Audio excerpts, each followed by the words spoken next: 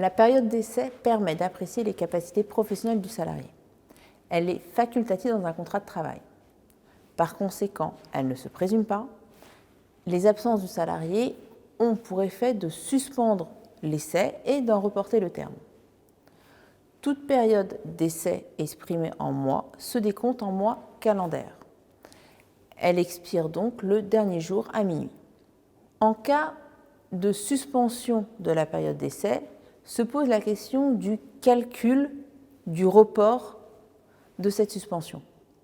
Sauf disposition conventionnelle ou contractuelle contraire, la durée de la prolongation de l'essai ne peut être limitée au seul jour ouvrable de la période d'absence.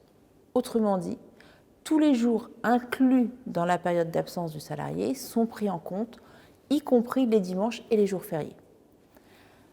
Par conséquent, une semaine d'absence de 5 jours ouvrés entraîne une prolongation de 7 jours calendaires.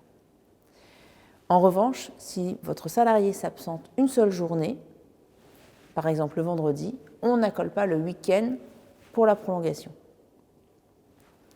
Le report du terme de la période d'essai de la durée équivalente à l'absence du salarié s'applique en cas d'absence pour congé payé, pour congé sans solde, d'absence pour maladie, de prise de jours de RTT.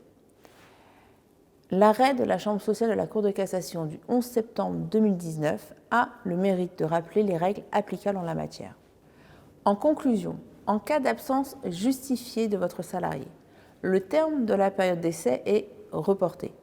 Le calcul de ce report est en jours calendaires, sauf disposition conventionnelle ou contractuelle contraire. Et bien évidemment, un écrit est fortement recommandé afin d'informer le salarié de la date de fin de sa période d'essai.